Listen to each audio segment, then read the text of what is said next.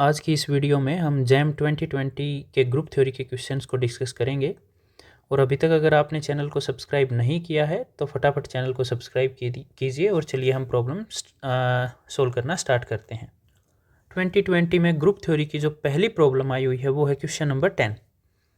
So statement दी हुई है, consider the following group under matrix multiplication H which is defined as the collection of 3x3 matrices which look like this। हमें compute करना है center group का actually. Then the center of group is isomorphic to which set. चार option हमें दिए हुए हैं, ये बताना है कि सेंटर जो आएगा ग्रुप का वो किसके आइसोमॉर्फिक है। तो सेंटर की एक बार डेफिनेशन में रिकॉल कर देता हूँ। एक ग्रुप का सेंटर क्या होता है? ग्रुप के वो एलिमेंट्स जो ग्रुप के सारे एलिमेंट्स के साथ कम्यूट करें for all X belongs to G. Okay, तो इस H का हमें सेंटर निकालना है, तो वो मैट्रिसेस निकालनी है जो H की सारी मैट्रिसेस के साथ कम्यूट करें और उस कलेक्शन को ये बताना है कि वो इन चार ऑप्शंस में से किस ग्रुप के साथ आइसोमॉर्फिक है। ओके, सो चलिए स्टार्ट करते हैं। हमने सेंटर में एक एलिमेंट मान लिया आर्बिट्रेरी। H कैसा सेट था? This is set of all matrices of this form PQR where PQR real numbers. ये हमें दिया हुआ है भाई। अब इसका सेंटर निकालना है तो इसी की मैट्रिसेस का सेट आएगा, वो सब सेट आएगा, बिकॉज सेंटर जो होता है ग्रुप का वो गिवन ग्रुप का सब ग्रुप फॉर्म करता है। ओके, सो इसका सेंटर हमें कैलकुलेट करना है। एक एलिमेंट मान लिया हमने 1, PQR की जगह पे XYZ और बाकी 1 1 0 0 0। अब सेंटर में अगर वो एलिमेंट है तो इन सब एलिमेंट्स के साथ कम्यूट करेगा, वो बात हमने लिख ली। Then A into arbitrary matrix of H, arbitrary matrix of H into A for all PQR belongs to real numbers. यानी अगर ये A मैट्रिक्स है 1XY 0 1Z 0 0 1, अगर ये सेंटर में है तो हर एक PQR के लिए जो इस तरह की मैट्रिक्स है H के अंदर उनके साथ कम्यूट करेगा, इसलिए यहाँ पे for all PQR belongs to real numbers ये हमने मेंशन किया है। ओके, तो दो मैट्रिक्स की मल्टीप्लिकेशन हमें आती है भाई, ये ऑब्टेन हमने कर लिया। दो मैट्रिक्स इक्वल कब होती हैं? जब वो कॉरस्पॉन्डिंग एंट्रीज इक्वल होती हैं। तो बाकी सारी एंट्रीज इक्वल हैं इस एंट्री को छोड़ के, तो वो हम लिख नहीं रहे क्योंकि सबकी सेम वैल्यू है। ओके, नंबर्स कम्यूट करते हैं तो x plus P is same as p plus X and r plus Z is same as z plus R. तो ये फर्स्ट रो की थर्ड कॉलम की जो एंट्री है वो हमने इक्वल कर ली, q plus X R plus Y equal to Y plus P Z plus Q. So y से y कैंसिल हो गया, q से q कैंसिल हो गया, we are left with X R equal to P Z for all p and r belongs to r।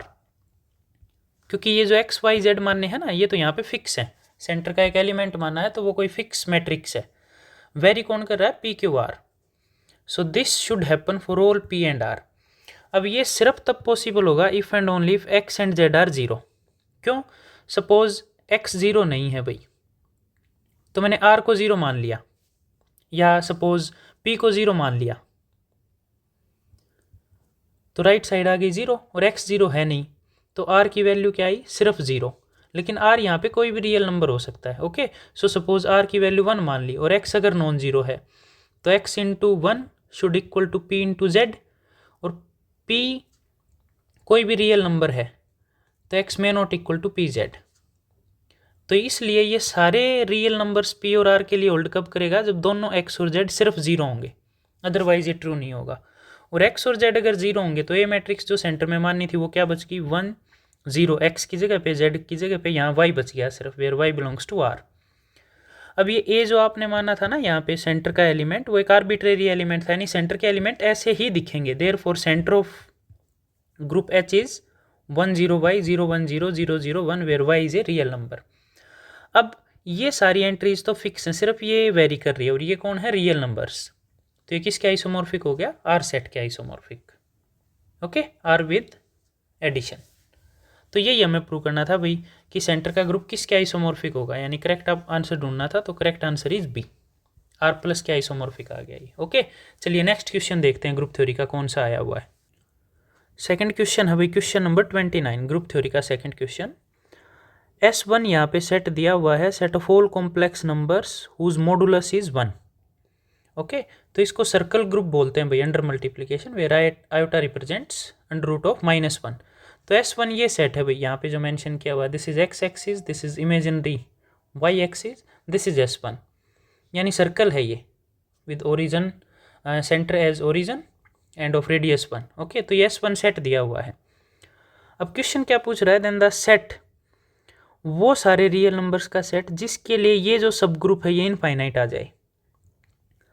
अब इस notation का meaning हमें पता है, अब इसका मतलब वो एलिमेंट x से जनरेट हो रहा है और ये सेट कौन सा आता है, मल्टीप्लिकेशन अगर ऑपरेशन है तो ये बनता है x की power n where n is an integer. Okay, तो इस सेट में वो थीटा निकालने हैं हमने जिनके लिए ये सेट इनफाइनाइट आ जाए। तो इस सेट को हमने a से रिप्रेजेंट कर लिया भाई, let a belongs to this set of all those real numbers for which this subgroup is infinite. ये जो कलेक्शन बनेगी ना, एक्चुअली ये कलेक्शन ये सब ग्रुप बनेगी भाई S1 की, क्योंकि e की पावर आयोटा थीटा कुछ भी उसका मॉडुलस हमेशा क्या आता है 1। तो ये सारे नंबर्स जो भी आएंगे वो किसके एलिमेंट आएंगे, S1 के। सो ये e आयोटा 2 पाई थीटा अगर S का एलिमेंट है तो इससे जनरेटेड एलिमेंट भी कहाँ जाएंगे, S में। सो बेसिकली ये जो नोटेशन है e iota 2 pi theta generated by this is a सब ग्रुप ऑफ S1। तो ऐसे कितने सब ग्रुप हो थीटा निकालने और जिसके लिए इनफाइनाइट सेट हो। तो एक बार हम इसको रिकॉग्नाइज कर रहे हैं कि ये सेट एक्चुअली क्या आएगा। सो बाय डेफिनेशन ऑफ दिस, एक एलिमेंट से जनरेट जो सब ग्रुप होता है उसको हम उसकी सारी पॉसिबल इंटीजर पावर्स वहाँ पे लिखते हैं हम। So e to the power iota 2 pi theta को हमने क्या लिख लिया, इसकी सारी possible integer powers where n belongs to integer. अब एक बार थीटा हमने रैशनल नंबर रख के देखा भाई क्या आएगा।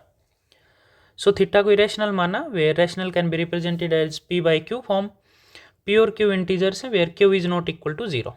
ओके, सो ये सेट इंटीजर पावर्स आएंगी। तो एक बार हम 0 से स्टार्ट कर रहे हैं, 0 और पॉजिटिव। 0 रखा तो इसकी पावर 0 किया तो 1 मिल गया हमें। फिर पावर 1 की, n की वैल्यू 1 रखी, लेकिन थीटा हमने माना हुआ p बाई क्यू, तो यहाँ पे iota 2 pi into P by Q. फिर पावर 2 की, इंटीजर को एक और इंक्रीमेंट दिया, तो 2 पावर की तो पावर की पावर मल्टीप्लाई हो जाती है, यानी यहाँ 2 मल्टीप्लाई हो जाएगा। So this is 2p by Q. फिर आगे आ जाएगा 3p बाई क्यू, एक स्टेज पे आएगा q minus 1p by Q, और एक स्टेज पे आएगा qp बाई क्यू।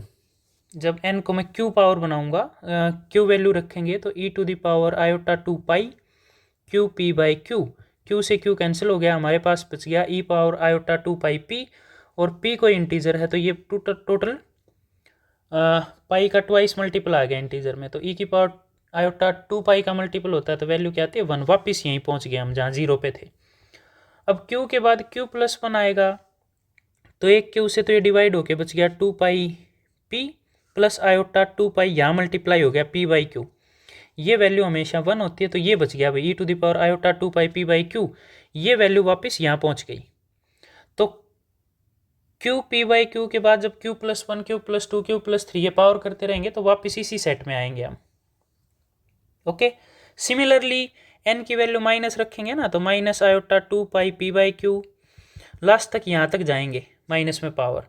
तो टोटल इसके पास कितनी वैल्यू आ गई 2q प्लस 1, 2q माइनस 1 इस सेट के पास। तो जब रैशनल वैल्यू पुट कर रहे हैं थीटा की, तो इस सेट में जो जनरेटिंग सब ग्रुप आ रहा है इसमें कितने एलिमेंट है, फाइनाइट, लेकिन हमें कौन से ढूंढने, इनफाइनाइट। तो ये इंटीजर पुट करने से कब ये वैनिश नहीं होगा या 1 पे वापस नहीं जाएगा, जब थीटा की वैल्यू इरेशनल हो। तो ए एक्चुअली क्या आ गया, क्यू कॉम्प्लीमेंट, क्योंकि रैशनल नंबर्स के लिए तो ये जो सेट है ना ये हमेशा फाइनाइट आ रहा है। इनफाइनाइट कब आएगा, जब ये इरेशनल नंबर हो, और इरेशनल सेट क्या होता है, uncountable. So option D is correct. Okay, ये था क्वेश्चन नंबर 2 यानी second question of group theory. चलिए थर्ड क्वेश्चन देखते हैं। नेक्स्ट है भाई क्वेश्चन नंबर 30, जो ग्रुप थ्योरी का थर्ड क्वेश्चन है जैम 2020 में। एफ एक सेट दिया हुआ हमें उन कॉम्प्लेक्स नंबर्स का सेट जिसकी पावर 20 करने से 1 आता है। तो जैसे हम nth रूट ऑफ यूनिटी का सेट बनाते हैं ना, तो ये क्या है 20th रूट ऑफ यूनिटी का set, roots of unity. Okay, इसका कैसे यूज़ किया हुआ उसने, दो ग्रुप माने, जी एक मान लिया WZ01 where W is a member of F and Z is any complex number. यानी इस सेट का यूज़ इस एंट्री के लिए किया, W के लिए। H एक सेट माना 1Z01, यहाँ सिर्फ कॉम्प्लेक्स नंबर है, 2 क्रॉस 2 की मैट्रिसेस हैं, एंट्रीज पे कुछ कंडीशन दी है। इतना पोर्शन दोनों में सेम है, यहाँ डिफरेंस है, यहाँ 1 है, यहाँ W है, where W belongs to F। दोनों ग्रुप फॉर्म करेंगे भाई अंडर मैट्रिक्स मल्टीप्लिकेशन। क्वेश्चन ये पूछ रहा है what is the number of cosets of H in G, यानी H के कितने डिफरेंट कोसेट्स आएंगे G के अंदर। यानी G की कोई मैट्रिक्स यहाँ से लेंगे हम, सपोज अल्फा, और अल्फा H निकालेंगे हम, तो ये ऐसे कितने डिस्टिंक्ट लेफ्ट कोसेट्स आएंगे। कोसेट मतलब लेफ्ट या राइट कैसे भी निकालो हम, तो लेफ्ट बता देंगे उतने ही राइट कोसेट आएंगे, क्योंकि किसी भी सब ग्रुप के कोसेट्स लेफ्ट और राइट कोसेट्स के बीच में 1:1 कोरस्पोंडेंस होती है। ओके, सो जनरली हम लेफ्ट कोसेट्स कैलकुलेट कर लेते हैं, तो इसके लेफ्ट कोसेट निकालते हैं। बिल्कुल सिंपल है भाई, अल्फा W हमने ये मान लिया। ओके, WZ01 ये किसका मेंबर है, G का। H हमें दिया हुआ भाई, H में इस तरह के एलिमेंट्स हैं, तो ये G का कोई एलिमेंट है, इसको H से लेफ्ट मल्टीप्लाई कर दिया, यानी H का ये लेफ्ट कोसेट है। This is left coset of H generated by alpha W in G। So coset निकालने का तरीका क्या होता है, जिस एलिमेंट से जिस सब ग्रुप के साथ कोसेट निकाला वो एलिमेंट उस सब ग्रुप के या ग्रुप के सारे एलिमेंट के साथ मल्टीप्लाई हो जाएगा। तो ये H के एलिमेंट है, ये अल्फा W माना हुआ है, मल्टीप्लाई किया हमने। मैट्रिक्स मल्टीप्लिकेशन से हमें ये मिल गया WZ plus Z01, where W is member of F and Z is a member of C। ये सेम कंडीशन यहाँ भी है और यहाँ भी है। अब W01 फिक्स है, यहाँ Z कॉमन ले लिया, 1 प्लस W F का एलिमेंट है but F is element of C, sorry subset of C, और Z भी C का एलिमेंट है, तो ये प्रोडक्ट किसका एलिमेंट आ गया, C का।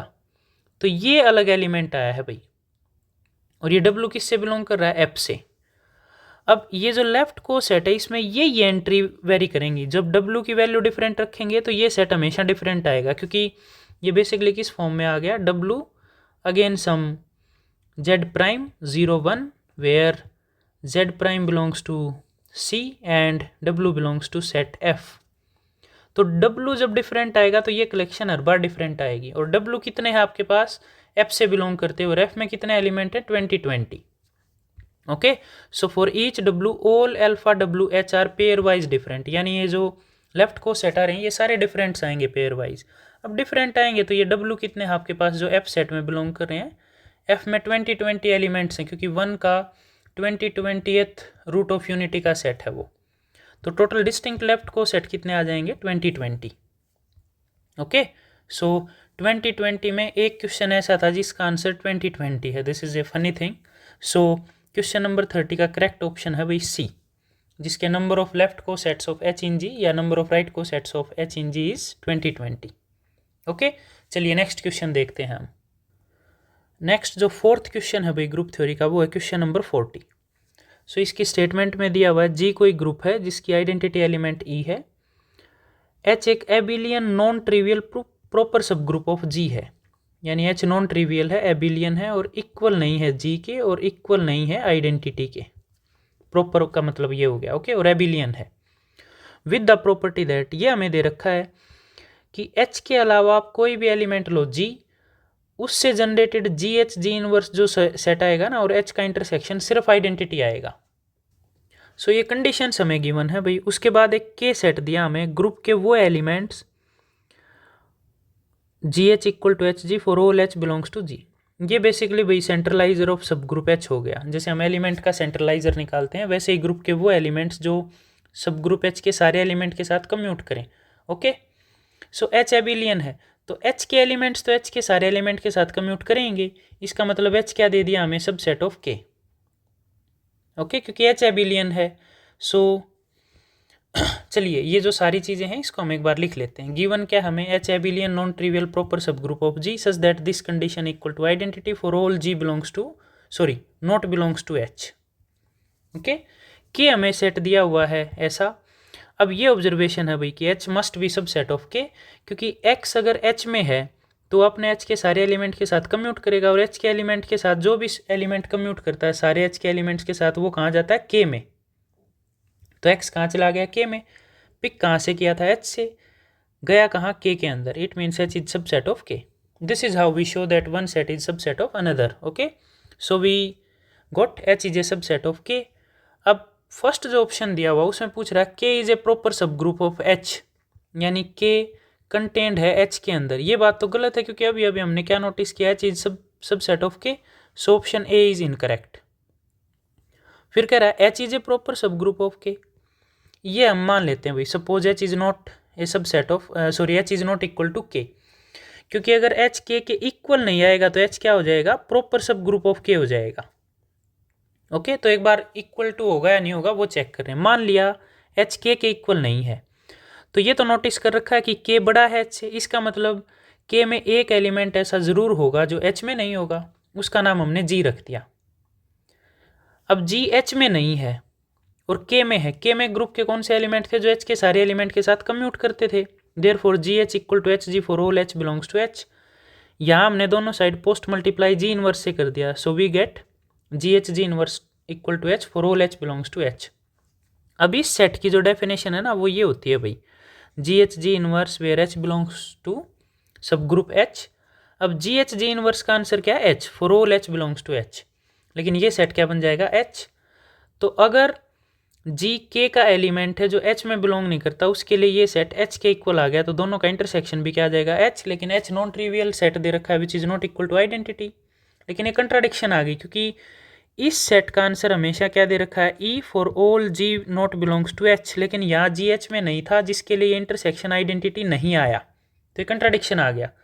अब ये जब हमने माना था तो कंट्राडिक्शन मिल राइट, इसका मतलब H must be equal to K, so therefore option B is incorrect and option C is correct, K H के इक्वल आ गया। ओके, अब ये बी सेक्शन का क्वेश्चन है भाई। ओके, बी सेक्शन में एक या एक से ज़्यादा ऑप्शन ठीक पा सकते हैं, 3 हमने एनालाइज कर लिए। Now we come to the part number D. इसमें हमें दे रखा है there exist no abelian subgroup L of G such that K is proper subgroup of L. अब यहाँ तक के एनालिसिस में हमें ये पता चल गया भाई के एच के इक्वल है, तो ये फैक्ट भी आप यूज़ कर सकते हो। हमें ये प्रूव करना है कि यहाँ कोई भी एबिलियन सब ग्रुप नहीं है कि के उसका प्रॉपर सब ग्रुप आ जाए, यानी एच उसका प्रॉपर सब ग्रुप आ जाए। तो कंट्राडिक्शन से हम मान लेते हैं कि भाई ऐसा एबिलियन सब ग्रुप एल है जिसके लिए एच उसका प्रॉपर सब ग्रुप है। तो देखते हैं क्या कंट्राडिक्शन आती है। Let L be an abelian subgroup of G such that K is a proper subgroup of L, और के का नाम अल्टीमेटली क्या है, H. This is what we have already proved. Okay, L abelian है और के उसका proper सब ग्रुप है। अब के उसके इक्वल नहीं है तो एक एलिमेंट उसमें ऐसा जरूर मिलेगा जो के में नहीं होगा, मतलब एच में नहीं होगा, बिकॉज के इक्वल टू एच। ओके, अब एल एबिलियन है और जी एच में नहीं है, तो ये किसके इक्वल आना चाहिए, आइडेंटिटी के इक्वल, क्योंकि जी अगर के में नहीं है तो एच में भी नहीं है, बिकॉज एच एंड के आर इक्वल। सो ये आइडेंटिटी के इक्वल आना चाहिए। अब इसको देख रहे हैं किसके इक्वल आएगा। बाय डेफिनेशन इसको हम ऐसे लिख सकते हैं, इंटरसेक्शन विद एच। अब ये जो जी एलिमेंट है ना ये एल का है, और एल क्या है, एबिलियन, और के उसका सब ग्रुप है, यानी एच उसका सब ग्रुप, और एबिलियन का सब ग्रुप क्या होता है, एबिलियन, यानी एच भी एबिलियन और एल भी एबिलियन। सो ये जो एलिमेंट है ये एच के हैं, और एच के हैं तो एल के भी हैं, और जी एल का एलिमेंट है तो ये सारे एल के एलिमेंट है, तो कम्यूट करेंगे। इसको हमने कम्यूटेटिव प्रॉपर्टी से जी इनवर्स एच लिख दिया, ये आइडेंटिटी आ गया, वी गेट एच। अब ये सेट आएगा एच और इसका इंटरसेक्शन एच के साथ, सो वी गेट एच, और एच नॉन ट्रिवियल है तो ये आइडेंटिटी के इक्वल नहीं आया, बताना चाहिए था आइडेंटिटी के इक्वल। So this means we get again a contradiction, और कॉन्ट्राडिक्शन आ गया तो इट मीन्स ऐसा एल एग्जिस्ट नहीं करेगा। वही ये कह रहा है कि देयर एग्जिस्ट नो एबिलियन सब ग्रुप, अब नहीं कर रहा वो बात सच है, तो option D is also correct. Okay, चलिए नेक्स्ट क्वेश्चन देखते हैं क्या आया ग्रुप थ्योरी का। जो फिफ्थ क्वेश्चन है ग्रुप थ्योरी का वो है भाई क्वेश्चन नंबर 50। इसकी स्टेटमेंट दे रखे हमें, लेट 5 फ्रॉम S3, ये भाई सिमेट्रिक ग्रुप है 3 एलिमेंट्स पे। 5 is a mapping from S3 to S1, ये भाई सर्कल ग्रुप है under multiplication, be a non trivial non injective group homomorphism. Okay, then the number of elements in the kernel of 5। तो एक homomorphism की colonel की definition में बता देता हूँ भाई, डोमेन ग्रुप के वो एलिमेंट होते हैं जो आइडेंटिटी पे मैप्ड होते हैं। Okay, so kernel 5 is the set of all permutations belonging to S3 which goes to 1, okay, which are mapped to 1 under the mapping 5। सो एक बार हम S3 और S1 को भाई रिकॉल कर लेते हैं। S3 हमारे पास होता है परमुटेशन ग्रुप, ये S1 होता है भाई सर्कल ग्रुप, यानी जो ये सर्कल होता है। अब 5 non trivial non injective, non injective का मतलब है वो 1 1 नहीं है भाई, यानी ये सारे एलिमेंट 6 डिफरेंट एलिमेंट पे नहीं गए हैं। This is what we have given, non injective है। उसके बाद ये दे रखा है कि नॉन ट्रिवियल है, यानी सारे आइडेंटिटी पे भी नहीं जा रहे। नॉन ट्रिवियल का मतलब ये सारे आइडेंटिटी पे भी मैप नहीं हो रहे, यानी 1 पे मैप नहीं हो रहे। This is also not true. अब ये बताना कि कितने एलिमेंट 1 पे जाएंगे। ओके, एक हमें भाई होमोमॉर्फिज्म की प्रॉपर्टी पता होती है क्या, कि एलिमेंट का जो ऑर्डर है, इमेज का ऑर्डर उस एलिमेंट के ऑर्डर को डिवाइड करेगा, यानी order of phi a divides order of a if a is an element of a finite group where a belongs to S3। ये प्रॉपर्टी हमें पता है। सो S3 का आइडेंटिटी एलिमेंट का ऑर्डर 1 है, इन 3 एलिमेंट्स का ऑर्डर 2 है और इन 2 एलिमेंट्स का ऑर्डर 3 है, यानी ये 3 एलिमेंट डोमेन में ऐसे हैं जिनका ऑर्डर 2 है। लेकिन S1 में अगर आप देखोगे ना, सिर्फ -1 ऐसा एलिमेंट है जिसका ऑर्डर 2 है, बाकी किसी भी एलिमेंट का ऑर्डर 2 नहीं है, क्योंकि 1 आइडेंटिटी मल्टीप्लिकेशन में इसका ऑर्डर 1 है, बाकी सब में आयोटा कंटेंड है। और जिस भी कॉम्प्लेक्स नंबर में आयोटा कंटेंड है उस कॉम्प्लेक्स नंबर का स्केयर कभी भी 1 के इक्वल नहीं आएगा भाई। तो -1 को छोड़ के S1 सेट में कोई भी ऐसा एलिमेंट नहीं है जिसका ऑर्डर 2 है, तो सिर्फ ये एलिमेंट है जिसका ऑर्डर 2 है। अब 1 ऑर्डर या तो 1 2 को डिवाइड करता है या 2 2 को डिवाइड करेगा, 2 से बड़ा नंबर तो उसको डिवाइड करेगा नहीं। इट मीन्स ये जो एलिमेंट है ना तीनों, ये किस पे मैप होंगे, -1 पे। Therefore 5 will map this 3 permutations to -1। Okay, अब इनका पता चल गया तो होमोमॉर्फिज्म की प्रॉपर्टी से आप 1 3 2 और 1 2 3 को भी देख सकते हो। क्यों? क्योंकि फाई अगर होमोमॉर्फिज्म है तो अगर अल्फा बीटा 2 परमुटेशन है तो किसके इक्वल आएंगी, phi alpha into phi beta के इक्वल। ये सारी -1 पे क्यों आई है भाई, इस प्रॉपर्टी के कारण, ये ध्यान रखना। ये एक ग्रुप होमोमॉर्फिज्म की प्रॉपर्टी है कि एलिमेंट के ऑर्डर को इमेज का ऑर्डर हमेशा डिवाइड करता है, और इन तीनों एलिमेंट का ऑर्डर क्या था, 2, तो इनकी इमेज का ऑर्डर 2 को डिवाइड करेगा। ओके, अब ये 1 पे जा नहीं सकते। 1 पे क्यों नहीं जा सकते, क्योंकि अगर 1 पे चले गए तो